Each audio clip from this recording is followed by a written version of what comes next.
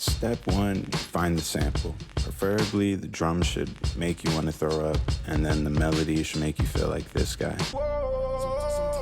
Assuming you met those requirements, you can now begin exporting the sample. So this is some new age tech, and this might piss off a couple old head washed up producers, but I'm using FL Studio to isolate the drums, melody, bass, vocals, and this might piss them off because the technology for this uses AI, or you're not like a real producer if you sample. It's either like one of those two things. Pitching the sample to avoid YouTube copyright strike. Now listen and get ready to channel your inner French Montana.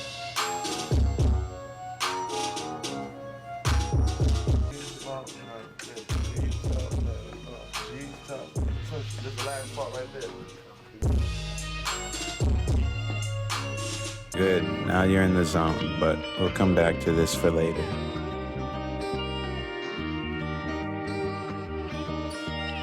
Head over to the drum break stems and find a nice little loop, don't overthink it, and export that bad boy. Did also pitch this down 3 semitones to avoid YouTube copyright strikes. Now you want to record yourself chopping up the drums. What is chopping? It's just boom bap for dummies, not boom bap for... No, but chopping is just basically cutting up the audio file into smaller pieces so that it could be rearranged to form a new melody, rhythm, or pattern, basically. Now that we established that, chop up your melody sample over these drum chops and we have a beat. That's it. You are now a master boom bapper. Go on now and inspire a generation of lost souls with your newfound knowledge. This is absolutely all there is to sampling. No more, no less. It can only be this way, and if you see it done any other way, they are a fraud, non-fellow disciple, and genuinely bad people.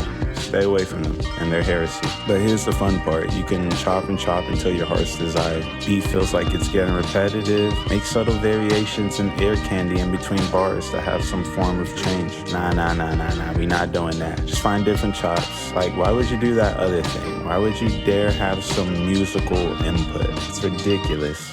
We're boom bappers, and if you've been following along and paying attention, there's not boom bap or P, so please no more of that nonsense. So these chops didn't make the final record, and that's okay. You know, sometimes the producer in us wants every part of the beat to be used and utilized, but I couldn't really make these set of chops work in context to the record being made. To the public, it may seem like a waste of time, and they're right. If you're making music, you're wasting time. But I'd rather be wasting time than being ugly. With that being said, are you ugly or are you wasting time? And if you can truly understand these two questions, then you could be one with the one. But y'all not ready for that talk, so let's just review what we've learned so far. What is sampling? Stealing. What is boom bap? Old people rap. Who invented boom bap? Lil B, the bass god in 1993. Who can and is allowed to boom bap or sample? Non-musicians only. If your studio catches fire mid-session, what do? Go live on TikTok and Instagram and begin the rollout for your new single. What was Jiraiya's final lesson to Naruto? That a person's true strength comes from never giving up on their ideals or other people, even when the world is filled with pain and hatred. By continuing to trust others, protect his friends, and search for peace instead of revenge,